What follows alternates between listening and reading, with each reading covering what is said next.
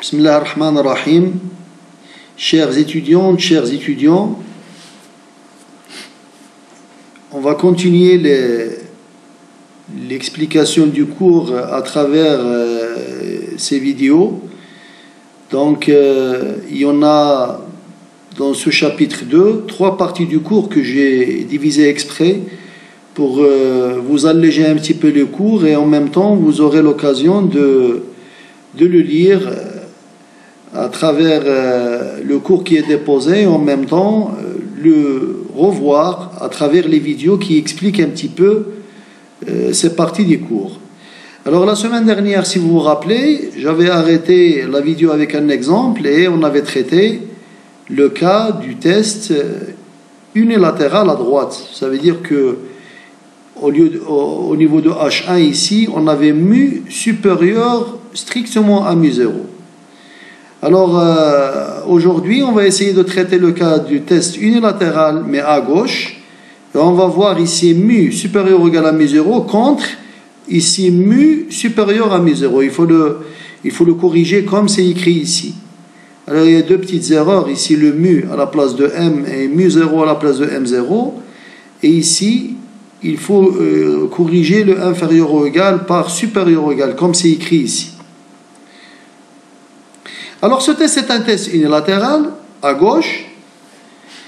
Et normalement, vous avez tendance à être plus petit sur H1 que sur H0. Pourquoi j'écris toujours X bar a tendance à être plus petit sur H1?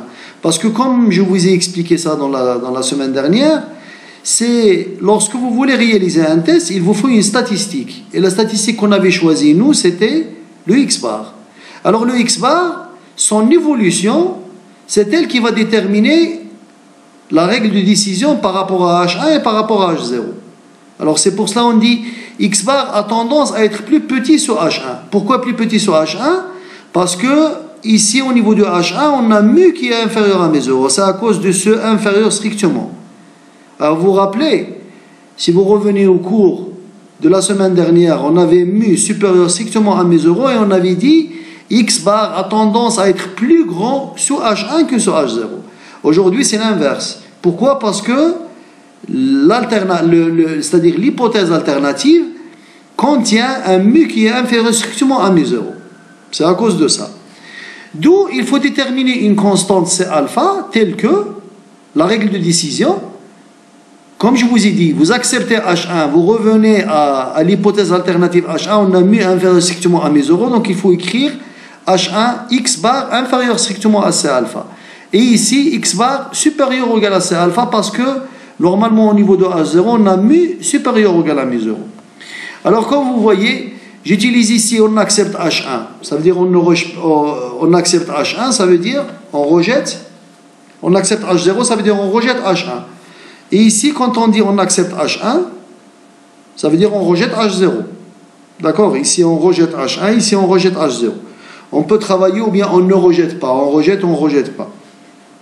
Alors bien sûr, le coefficient de sécurité alpha qui est là, ou bien le risque d'erreur alpha qui est là, il est déterminé par le sup de la probabilité que H0, X bar supérieur ou égal à C alpha. Ça veut dire, c'est le risque de première espèce. C'est la probabilité que vous avez H0 qui est vrai, et donc automatiquement vous avez le X bar qui est supérieur ou égal à alpha. Et donc, vous essayez de transformer le X bar pour avoir une loi que vous connaissez, qui est la loi N01. Alors ici, la méthodologie que j'ai choisie ici, c'est exactement celle qui est utilisée par rapport au test unilatéral à droite qu'on avait fait la semaine dernière. Alors ici, c'est classique, vous pouvez le faire ici en cherchant, ici vous retranchez par mu0, vous divisez par sigma sur racine de n, vous allez tomber sur la loi n01, et ici donc vous allez avoir ça qui est supérieur à un certain quantile phi alpha, que vous déterminez à partir de la loi normale, et vous dites la probabilité que n01 supérieur à phi alpha est égal à alpha, donc ce qui implique que phi alpha est égal à z de moins alpha, ça veut dire le quantile de la loi normale z1 moins alpha. ce que j'ai marqué ici. Alors, et donc, vous essayez de voir que le C alpha qui est là, vous pouvez l'écrire comme ça, mu 0 moins sigma sur racine de n phi de alpha. Et donc, vous acceptez H0 si x bar il est supérieur, et vous acceptez H1 si x bar est inférieur. Alors, je vous ai mis ça en encadré, comme ça, vous aurez à l'apprendre rapidement après. Alors, vous savez, ici, dans la méthodologie pour réaliser les tests, n'importe quel test, vous avez des étapes que j'ai expliquées. La première chose, c'est formuler les hypothèses, H0 et H1. La deuxième chose, c'est déterminer la statistique du test. La troisième chose, c'est déterminer la règle de décision. Et après, une fois que vous déterminez la règle de décision, il faut que vous cherchiez ce C alpha en fonction de ce risque d'erreur alpha. Et après, une fois que vous avez le C alpha, vous pouvez faire votre calcul tout simplement, puisque le mu 0, il est toujours donné dans l'énoncé, hein, le mu 0. Sigma sur racine de n, sigma, ça peut arriver que vous cherchez le sigma qui est l'écart type, et donc vous aurez les résultats escomptés. Donc voilà, pour ce type de test, voilà ce que vous devez apprendre, plus ou moins. Vous acceptez si x bar est supérieur à mu 0 sur mu 0 moins sigma sur racine de n phi de alpha.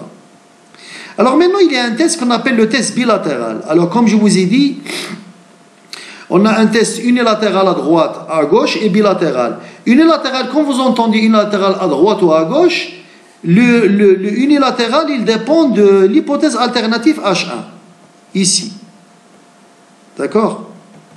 Alors, on dit à gauche parce que vous avez mu qui est inférieur à mu 0. Si c'était supérieur strictement à mu 0, on dit à droite. Et le troisième cas, c'est, vous avez un test bilatéral. Ça veut dire mu égale à mu 0 contre mu différent de mu 0.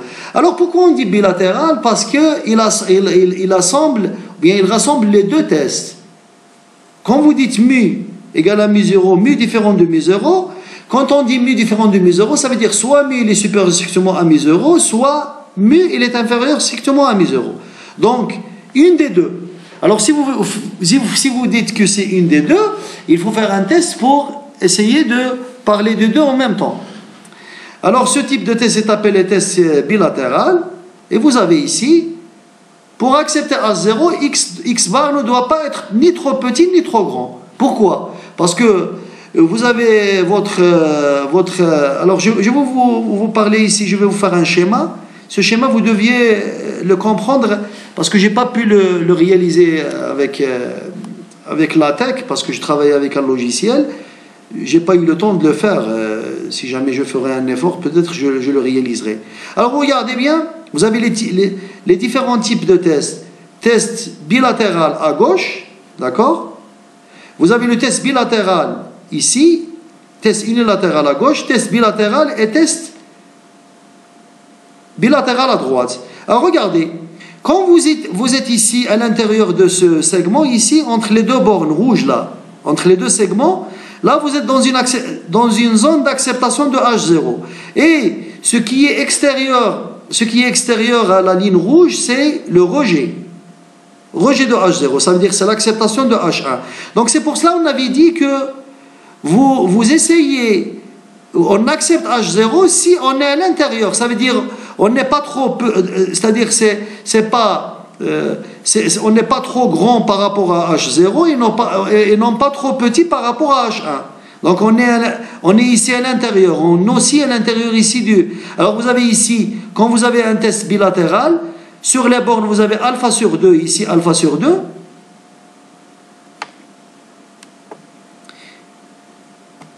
Ici, en rouge, en jaune, alpha sur 2, alpha sur 2, alpha sur 2. Si vous faites alpha sur 2 plus alpha sur 2, ça fait alpha.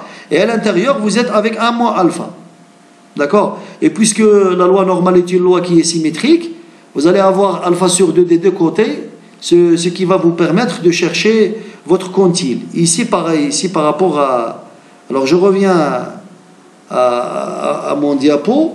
Et pour vous expliquer un petit peu pourquoi on dit x bar ne doit pas être trop petit ni trop grand. Ça veut dire il doit osciller au sein d'un intervalle. Et c'est pour ça que j'ai écrit ici on accepte A0 pour x bar moins mu0 inférieur ou égal à d alpha. Alors si vous êtes bilatéral, ça veut dire qu'il y a une certaine symétrie, donc automatiquement vous avez une valeur absolue, par symétrie de la loi normale. C'est-à-dire que x bar appartient à mu0 moins d alpha, mu0 plus d alpha, et h1 pour x bar n'appartient pas à mu0 moins d alpha, mu0 plus d alpha.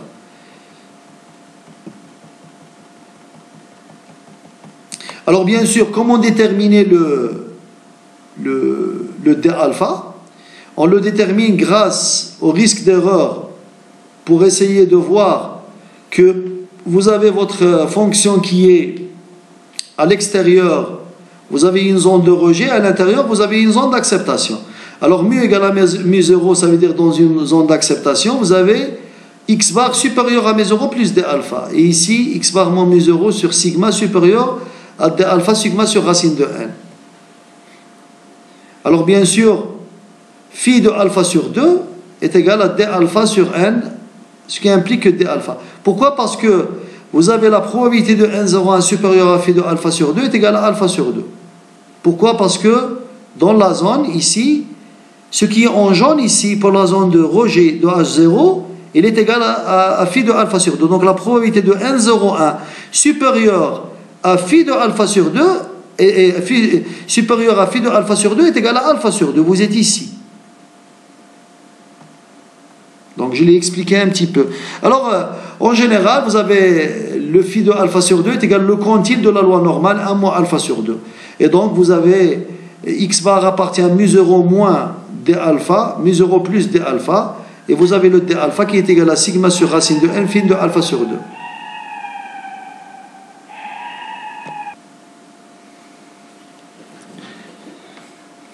Alors ici, c'est la règle de décision finale que vous devez apprendre aussi. Et vous avez ici un exemple, l'exemple qu'on avait fait par rapport à l'achat de la machine. Faites le calcul, vous calculez le phi de alpha sur 2 est égal à 1,96 pour le quantile de la loi normale, ça c'est connu. Pour alpha égal à 5%, donc vous avez 0,975. Et donc vous avez phi de alpha sur 2 est égal à 1,96. Donc, comme x bar est égal à 107, donc il n'appartient pas à cet intervalle, d'où H1. Alors maintenant pour le deuxième cas. Alors dans le test de la moyenne, vous avez le cas de sigma carré qui est connu, la variance qui est connue, la loi normale mu sigma carré, et vous avez le sigma carré qui est inconnu.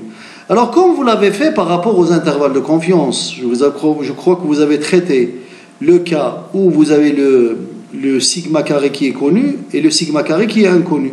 Quand le sigma carré est inconnu, alors automatiquement il faut l'estimer. Il faut utiliser un estimateur qui est sans biais, qui est égal à s carré 1 sur n moins 1 xi moins x bar le tout au carré. Alors en général, on va utiliser cette statistique x bar moins m s sur racine de n qui suit une loi normale et une loi de student à n moins 1 degré de liberté. Alors on va essayer ici c'est-à-dire on va s'inspirer de cette statistique ici comme on l'avait fait par rapport aux intervalles de confiance pour essayer de réaliser les tests. Alors ce que je dois vous dire, c'est que si vous maîtrisez un petit peu la notion d'intervalle de confiance pour le calcul de l'intervalle de confiance, soit de la moyenne, soit de la variance, vous n'aurez pas beaucoup de difficultés à réaliser les tests, parce que c'est une continuité. Vous avez l'estimation, les intervalles de confiance et les tests. Les tests, c'est une façon de réaliser de l'estimation, parce que vous comparez quelque chose, une moyenne ou bien une variance par rapport à quelque chose qui est connu. Donc c'est d'ailleurs ça c'est-à-dire l'essence même ou bien le but de ce cours, c'est d'essayer d'approcher quelque chose qui est connu par quelque chose qui est inconnu. C'est ça en fait. Quand on ne connaît pas quelque chose, on essaie de l'approcher par quelque chose qui est connu. Alors quelque chose qui est connu, il ne peut être qu'à partir d'un échantillon. Et donc c'est pour cela que lorsque le sigma carré il est inconnu, on utilise, au lieu d'utiliser le sigma parce qu'on ne le connaît pas, on utilise un estimateur de sigma carré qui est le S carré. Hein? Comme étant un estimateur de sigma carré, qu'à la voyance c'est un inconnu, je l'ai marqué. Alors, on va essayer de refaire tous les tests qu'on avait fait tout à l'heure, et la semaine dernière, ça veut dire le test de la moyenne unilatérale à droite, unilatérale à gauche, et le test bilatéral, mais dans le cas où vous avez le sigma carré qui est connu. Alors je crois que la seule chose qui va changer, c'est la statistique. Alors, on avait une statistique qui est égale à x bar moins mu0 sur sigma sur racine de n. On va maintenant avoir une statistique t qui est égale à x bar moins mu0 sur s sur racine de n. Alors pour ce test, mu inférieur ou égal à mu0 ou mu égal à mu0 contre mu supérieur strictement à 0 sigma inconnu, donc le test il vous donne la même méthodologie choisie, c'est exactement la même chose. La seule chose qui va changer, c'est cette statistique t, le calcul, et le C alpha ici, au lieu de le déterminer à partir de la loi normale, vous allez le déterminer à partir de la loi du student. Alors dans le test unilatéral, vous allez avoir dans les tests unilatéraux, vous allez avoir ici le alpha, et dans les tests bilatéraux, vous allez avoir ici alpha sur 2. Alors c'est le quantile de la loi du student à n-1 degré de liberté du coefficient alpha, d'où le test.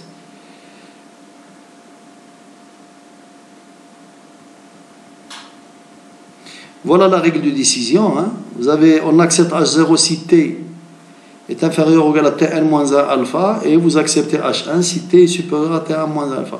Alors comme je vous ai dit, la seule chose qui va changer au niveau du test, lorsque le sigma carré il est inconnu, c'est premièrement la statistique T. Au lieu de travailler avec le sigma, vous allez travailler avec le grand S. Et au lieu d'avoir un quantile de la loi normale, vous allez avoir un quantile de la loi du student. C'est tout. Et toute la partie du calcul, c'est la même chose. Alors vous avez ici un exemple.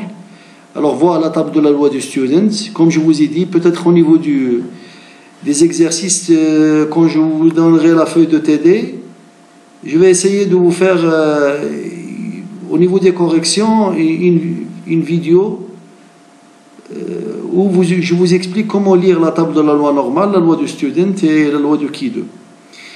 Alors, on accepte H0 si T est inférieur ou égal à 860, ça c'est le quantile de la loi du student à n degré de liberté, c'est-à-dire n égale à 8, n-1, on avait 9, c'est 8, et le alpha égale à 5%, donc vous avez les tables de la loi du student qui vous indiquent ça.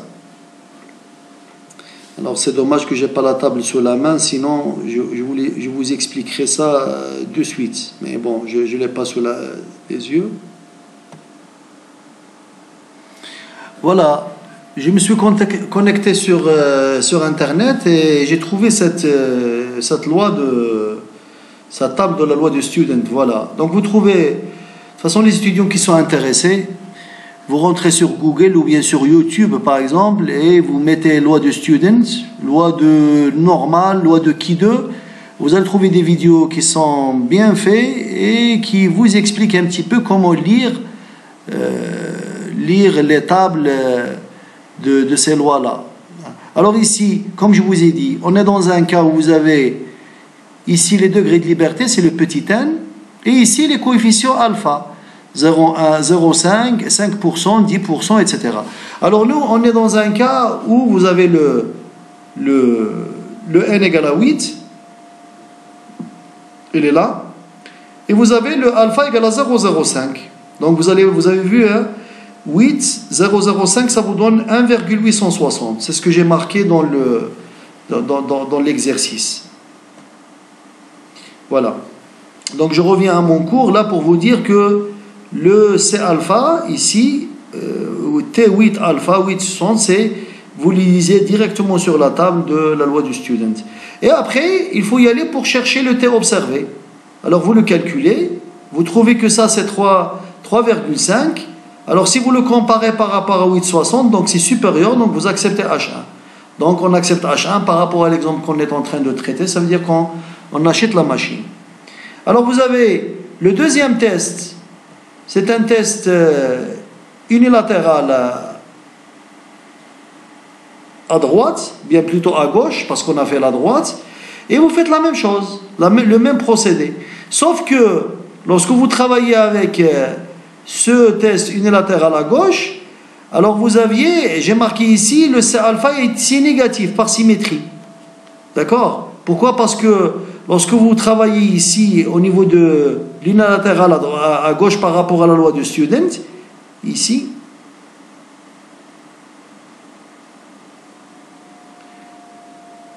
à droite, à gauche. Donc, si vous prenez ce repère ici, vous avez le C alpha qui est là, il est négatif par rapport à 0. Donc, c'est pour cela qu'on utilise cette valeur qui est négative.